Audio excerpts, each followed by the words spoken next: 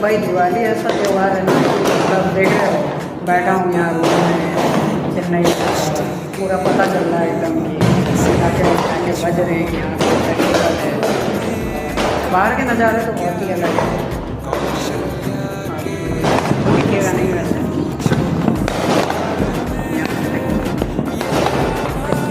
Lockdown में अभी तो यहाँ ना यार घर नहीं जा पाए कभी, अभी जस्ट अभी आए ही थे तो अभी जाने का कोई बनता भी नहीं है।